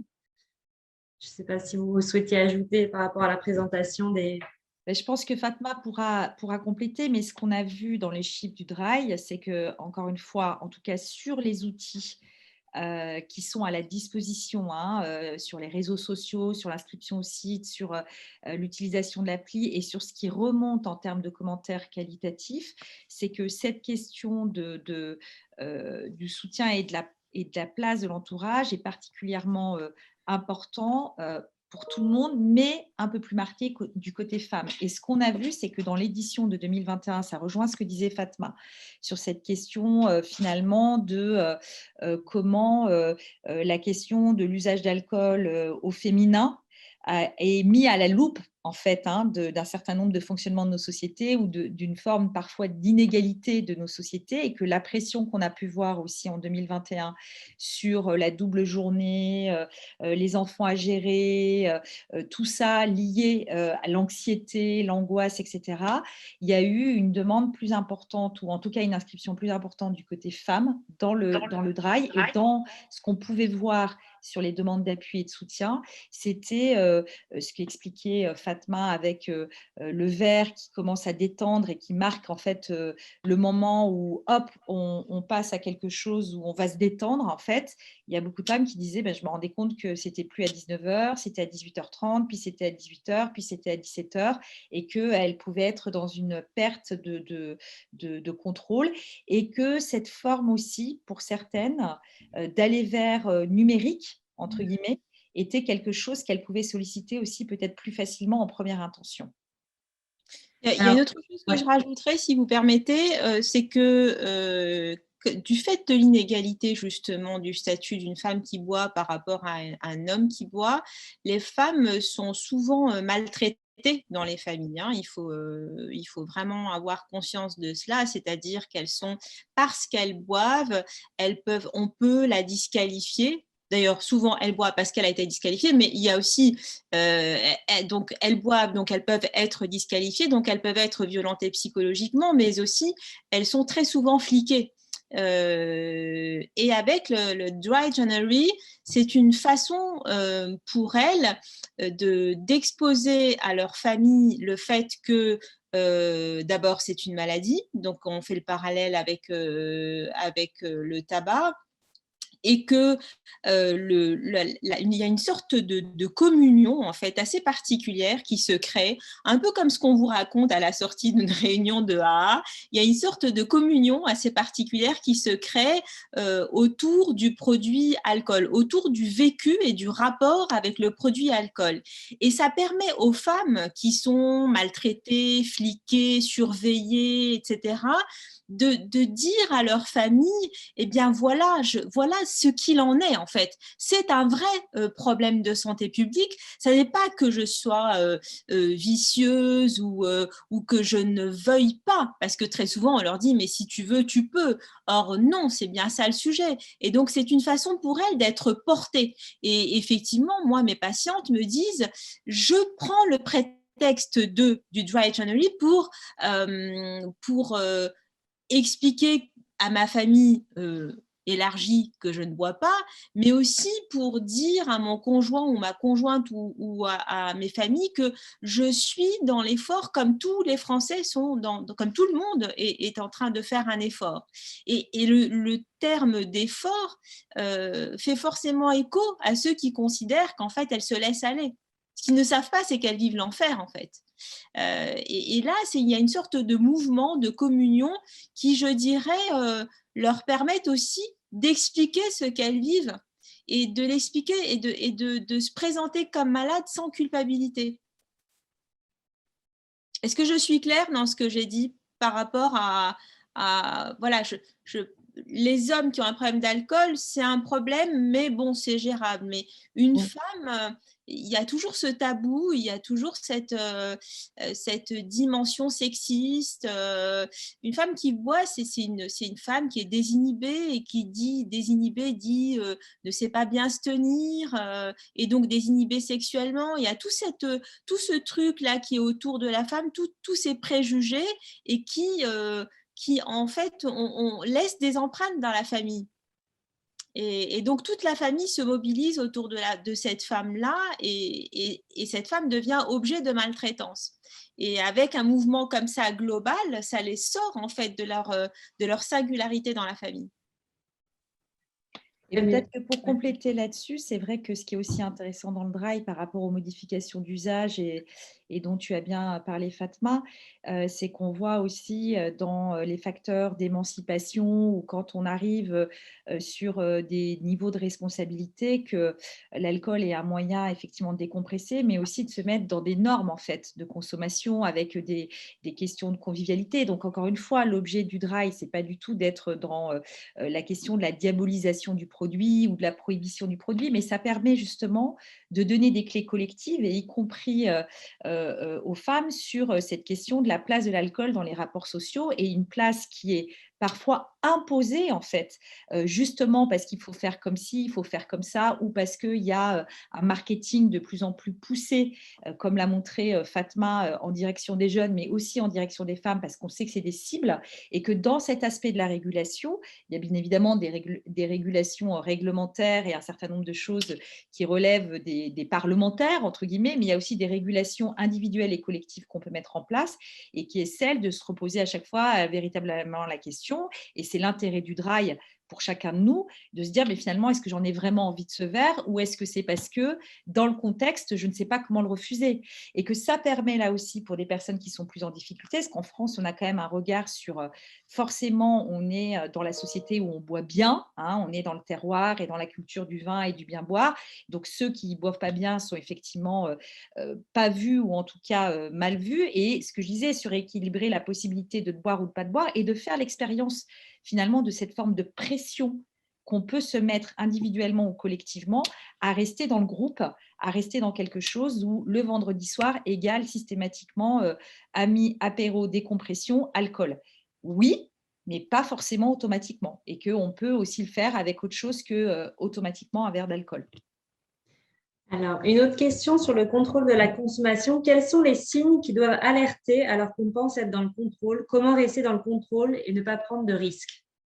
Alors, évidemment, c'est une question fondamentale puisque c'est là où on commence à recevoir nos patientes. C'est-à-dire que c'est au moment où elles sentent qu'elles n'ont plus le choix. Donc, c'est la perte de la liberté de s'abstenir. Moi, je dirais que comment reconnaître nous, on ne peut pas reconnaître. Ce sont les patients qui nous le disent. Nous, on ne peut pas reconnaître parce qu'avant la perte de contrôle, personne ne vient nous voir. Avant de se poser la question, personne ne vient nous voir. En revanche, moi, ce que je dis, lorsqu'on vient me voir après une campagne, après souvent comme ça, le dry, etc., je voulais savoir si j'avais un problème avec l'alcool. Vous savez, il arrive que des femmes viennent me voir et qu'en fait, elles n'aient pas de problème avec l'alcool. Hein, il faut quand même le signaler. Et donc, je leur dis, non, il y a aucun souci avec vous, mais je me suis perdue dans mon idée. Votre question était comment ça, oui, comment savoir. En revanche, je dis souvent, à partir du moment où vous commencez à vous poser la question, à partir du moment où ça occupe votre esprit, où vous regardez une bouteille d'alcool sans indifférence. Est-ce que vous regardez une bouteille d'alcool comme vous regardez une pomme? La réponse est non, en fait. Quand on a un problème, non, on n'est jamais différent à l'alcool. Jamais. C'est que la relation avec l'alcool est pathologique. D'accord. Sur d'autres questions qui nous sont parvenues pendant la présentation, il y avait notamment ce commentaire et cette question. Nous accompagnons à la Ligue contre le cancer des femmes malades à qui nous proposons des soins de support. À ce titre, les psychologues ou diététiciennes qui voient les patientes nous rapportent souvent une consommation d'alcool. Que faire de ça dans la temporalité de la maladie cancéreuse et du traitement? Il y avait un point là-dessus dans la présentation, mais qui n'a pas été développé, il me semble. Ah non, je n'ai pas abordé ça. Hein. J'ai abordé la question du lien du cancer en termes de complications. Hein. Mais c'est très juste. Moi, je suis des patientes qui sont en cours de chimio ou après un épisode, après une maladie, après un cancer et qui décompense sur un mode alcoolique. Je ne fais absolument pas la différence en termes de prise en charge. Bien sûr, je fais la différence dans le sens où elles ont vécu ce traumatisme, elles ont vécu soit une mastectomie, soit une hystérectomie, soit c'est souvent effectivement en lien avec le traumatisme du diagnostic et des conséquences. Mais la prise en charge est exactement la même. Et s'il y a dépression ou troubles anxieux, je traite exactement de la même façon.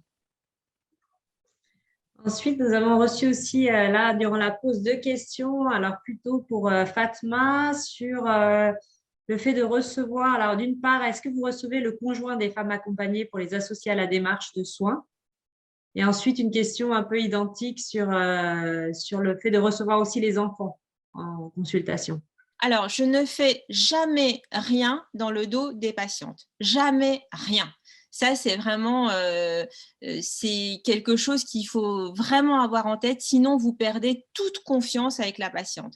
Donc, si c'est elle qui me demande de recevoir sa fille, son conjoint, sa compagne, je ne le fais qu'avec son autorisation et je le fais évidemment parce que toutes les études et parce que l'expérience montre aussi que les troubles mentaux, parce que j'associe ça à un trouble mental, le traitement est de meilleur pronostic lorsque les personnes sont dans un environnement bienveillant et compréhensif, lorsque les personnes sont entourées. Sinon, effectivement, le pronostic est bien moins bon. Donc, je leur dis que déjà, si le conjoint ou les enfants ont envie de savoir de quoi souffre leur mère ou leur femme, c'est déjà un très bon, un bon signe et que donc évidemment, je suis là pour expliquer de quoi il s'agit. Mais le chemin n'est pas simple, c'est-à-dire que très souvent, à partir du moment où vous expliquez ça, effectivement, l'autre membre de la famille comprend et en sortant du cabinet, il a l'impression d'être tranquille, d'avoir compris et que le fait d'avoir participé va forcément aboutir à une guérison totale et définitive, ce qui n'est souvent pas le cas. Et donc, je pense que c'est un travail qui doit être fait collectivement en termes de messages de santé publique. Parce que, bon, je le fais comme ça individuellement, mais Mais la famille doit comprendre que c'est un trouble chronique, encore une fois, que c'est une maladie, qu'il peut y avoir des rechutes, que si sa conjointe est restée abstinente pendant 3 ans et qu'elle a rechuté après, ce sont des choses qui arrivent, ça n'est pas tout recommencer à zéro, au contraire, j'explique qu'à partir du moment où elle a pu tenir 3 ans sans consommer, c'est jamais reprendre à zéro. Voilà. Et puis, il y a évidemment des fonctionnements pervers. Là, c'est aussi très, très important à repérer. Hein. Il y a des fonctionnements pervers dans les familles, puisque je suis pas spécialiste de la thérapie systémique, mais en tout cas, ce qu'on constate, c'est qu'une femme qui boit, la maman qui a un problème d'alcool ou la maman qui a un problème d'addiction, du coup, occupe un rôle particulier dans une famille et tout un équilibre bancal s'organise autour d'elle.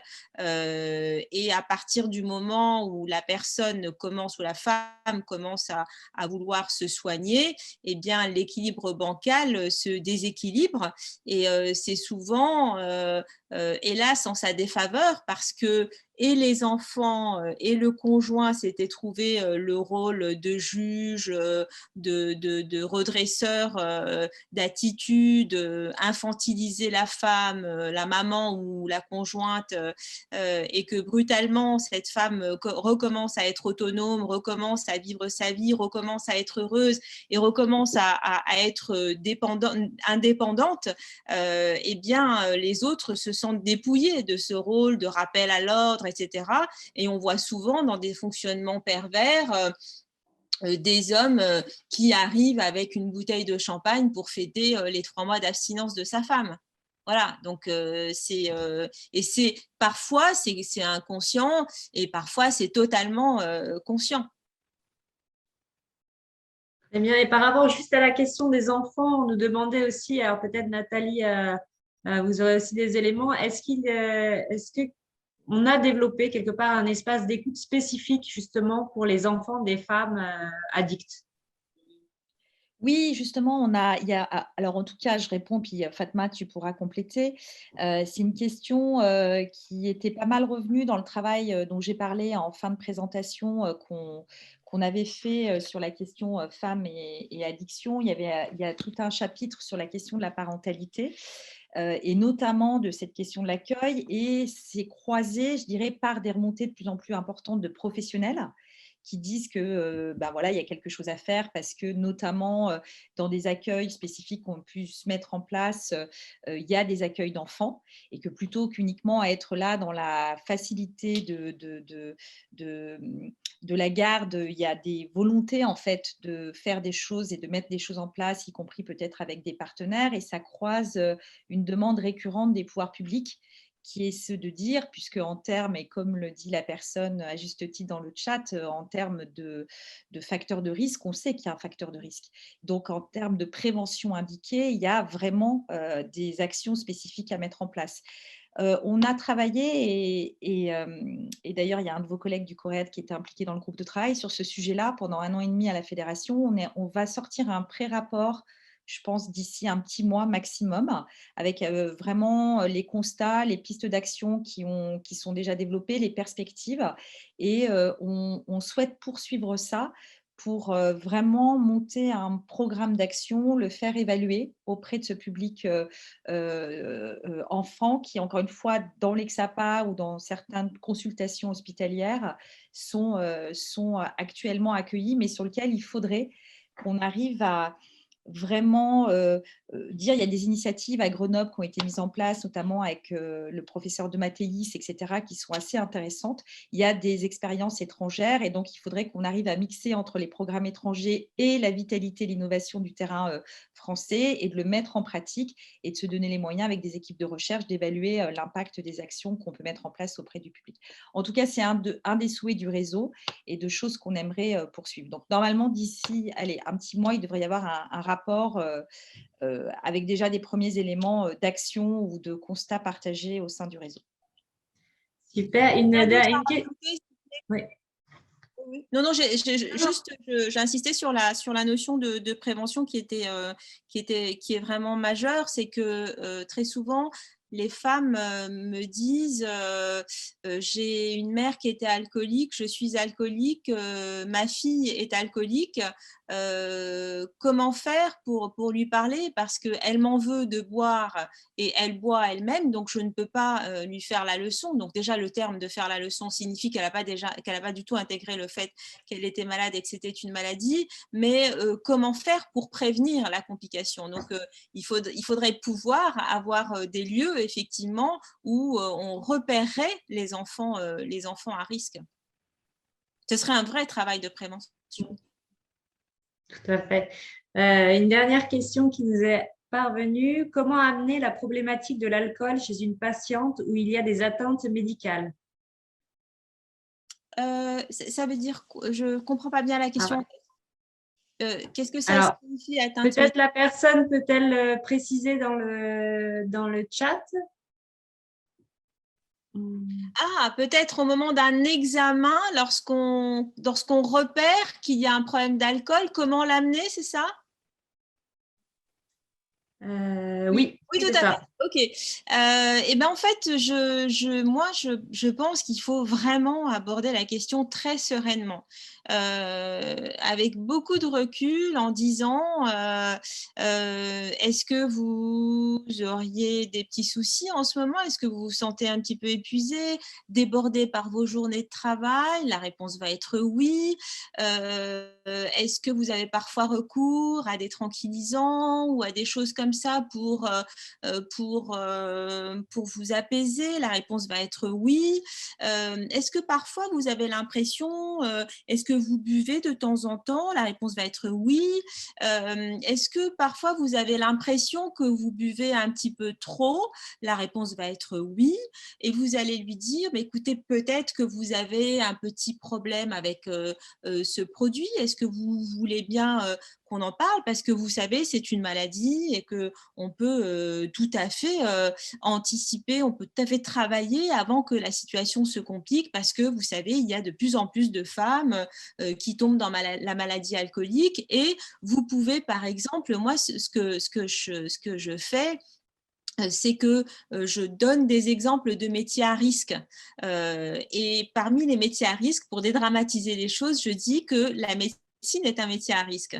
Et donc, en fait, la personne se sent tout de suite à l'aise si elle fait du marketing, qui est un métier à risque. Tous les métiers de relations humaines pour les femmes sont des métiers à risque. Donc, quand vous faites tomber la pression et que vous instaurez ce climat de confiance et que vous utilisez des termes médicaux, parce que vous allez parler d'épuisement, vous allez parler d'automédication, vous allez parler de prise de médicaments, de choses comme ça, vous replacez la chose dans le contexte médical et là, si ça se trouve, elle n'attendait que ça, en fait. N'attendait que ça. Que vous lui posiez la question, vous lui posiez la question. C'est un peu comme la question des agressions sexuelles. Vous limitez en fait, vous limitez les risques. C'est ce qu'on appelle le repérage. Mais voilà, c'est la raison pour laquelle je vous ai donné tous les stigmates. C'est très important à les avoir en tête. On a eu aussi, alors je tiens à rassurer les participants, les présentations de nos intervenantes seront mises à votre disposition et le webinaire sera disponible aussi d'ici une petite semaine en replay. Donc ça, c'était pour les questions relatives à la disponibilité des présentations. On avait aussi peut-être envie d'en savoir plus sur l'association Addictel. Et un des participants nous signalait que le site internet ne semblait pas fonctionner. Alors, est-ce que vous pouvez juste nous présenter un peu l'association? Alors, l'association Addictel est une association qui a été créée il y a maintenant 5 ans. Nous avons connu un afflux juste incroyable de demandes pendant le confinement. c'était absolument pas gérable à nous 6 avec uniquement 2 professionnels de santé, de gérer toutes les demandes en organisant parfois un groupe de parole par semaine, en particulier à la veille des fêtes, puisque les femmes se sentaient seules. Donc, il s'agit de toutes les addictions, Addictel, hein, en répondant aux questions à minuit, parce qu'on a des messageries privées, etc. Donc, on a tenu le coup, on a tenu le choc jusqu'à la rentrée. Et nous sommes, donc j'ai passé la main parce que ça fait quand même ça fait 5 ans maintenant que je suis présidente. Et on a mis les choses en route pour se professionnaliser. Parce qu'il n'était plus possible en fait de travailler 12 heures par jour avec notre patientèle et continuer avec les femmes qui demandaient. Donc, nous sommes en train de voir avec qui nous pourrions grandir et nous professionnaliser, c'est-à-dire avoir des personnes qui soient à disposition réelle des femmes. Alors, le site n'a jamais fonctionné. On a toujours dit que c'était sur la page Facebook qu'il fallait donc se connecter. Et là, c'est vrai qu'il s'est créé vraiment des petits miracles sur cette page qui ont montré à quel point le rôle des pères aidants est important, à quel point le partage des expériences est important, à quel point la sororité prend une place majeure dans ces pathologies féminines. On se comprend tout de suite entre femmes, et donc les conseils sont toujours très ciblés. Voilà, donc c'est sur la page Facebook que ça se passe. Et en ce moment, si c'est un petit peu en stand-by, c'est parce que précisément, on voudrait l'association, puisque moi, je n'ai plus que le rôle de fondatrice, mais l'association voudrait se professionnaliser. Est-ce que vous avez d'autres questions? On aurait encore le temps de prendre une question si vous souhaitez la poser via le chat. Ou peut-être que Fatma et Nathalie, vous souhaitiez ajouter quelque chose. Juste en réaction, comme le disait sur le chat, sur la question du repérage précoce et de l'intervention brève, je l'ai mis, mais donc il y a vraiment le site, et d'ailleurs, encore une fois, vous nous avez aidé sur une partie, le site Intervenir Addiction, qui a un portail en fait multipartenarial et multi-institutionnel, puisqu'il y a aussi la MILDECA, le ministère de la Santé, l'OFDT, Santé publique France qui participe, et d'autres têtes de réseau que la fédération. On a vraiment réalisé des petites vidéos très très simples pour justement dire comment on repère, comment on aborde ça dans un entretien clinique en médecine générale, en milieu hospitalier, en santé scolaire, etc., selon les types de situations, et notamment sur le repérage, l'intervention brève et le repérage précoce. Donc voilà, c'était pour rappeler qu'il y a aussi ces ressources-là, plus bien évidemment tout ce que vous faites vous-même.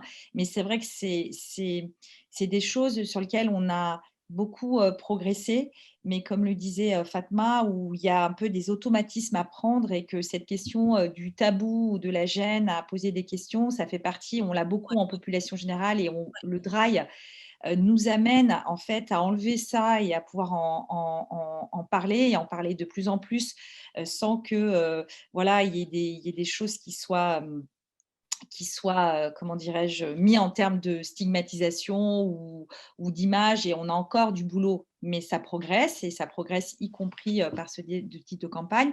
Et que de fait, on sait très bien que pour les professionnels de santé non spécialisés, c'est extrêmement difficile parce qu'il y a tellement de choses à interroger dans un examen clinique, mais que c'est fondamental en termes de repérage et d'orientation. Et d'ailleurs, sur ce site, mais comme pour vous au niveau local, ça permet d'avoir aussi les ressources sur le dispositif spécialisé, parce qu'on peut très bien s'en sortir tout seul, et on peut aussi avoir besoin de soutien et d'appui quand on fait émerger une situation.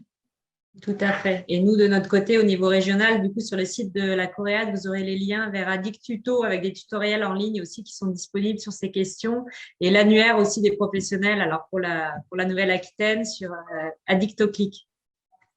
Est-ce que je peux dire quelque chose peut-être en conclusion? Bien sûr. C'est que je pense il faut examiner les femmes en général avec. On ne peut plus aujourd'hui faire de médecine, on ne peut plus aujourd'hui faire de psychiatrie correcte sans tenir compte de l'environnement dans lequel la personne évolue. Et donc, pour les femmes, l'environnement est particulièrement, je dirais, à risque. C'est dur d'être une femme quand même aujourd'hui. Et le fait que nous ne tenions pas compte de ce statut difficile dans le milieu professionnel, d'une certaine misogynie, de l'absence de parité, de la violence sociale qu'elles reçoivent lorsqu'elles sont par exemple payées 25-20% de moins qu'un homme pour compétences égales voire supérieures. C'est une violence inouïe. Je pense qu'il faut tenir compte aujourd'hui de ce genre de choses. Donc il faut vraiment aborder l'examen des femmes à travers la spécificité féminine, ne jamais oublier les antécédents qu'elles ont pu avoir en termes de violences sexuelles ou psychologiques. Et donc, il faut, je dirais, encourager ce prisme d'examen des patientes et ne pas hésiter pour recueillir une anamnèse complète, ne pas hésiter à aller vers des questions et vers des choses qui sont fondamentales pour vous, pour le diagnostic, pour la vie d'une femme, en les médicalisant. C'est vraiment... je pense que c'est vraiment fondamental. Il y a un certain nombre de collègues qui voilà, qui penseraient même pas à poser la question d'un dysfonctionnement conjugal, de la perte de la libido, qui peut être un facteur de risque à la fois de dépression, mais aussi de consommation d'alcool pour pouvoir avoir des relations sexuelles avec son conjoint dont on n'a pas envie forcément. Voilà, aller dans ce genre de détails, ne le craignez pas parce que ça vous aide énormément dans la prise en charge d'une patiente. Merci. On a eu également un commentaire qui signalait le très beau témoignage dans le livre de Claire Touzard, Sans alcool, qu'on vous invite effectivement à lire. Elle était intervenue à notre dernière colloque addiction et périnatalité. J'en profite pour vous dire qu'il vient de sortir sous format poche. Donc voilà, c'est l'occasion aussi de le rajouter à la liste de lectures qu'on vous a proposées. Je vois qu'il est 16 heures, donc il va falloir clore le webinaire. Encore un grand merci à Nathalie et Fatma pour vos présentations très riches et très enrichissantes. Merci à tous les participants. On vous donne rendez-vous pour le prochain webinaire, donc le 4 février, sur l'alcool et les idées reçues par le professeur Gérard Osterman. Et d'ici là, je vous souhaite une excellente continuation à toutes et à tous.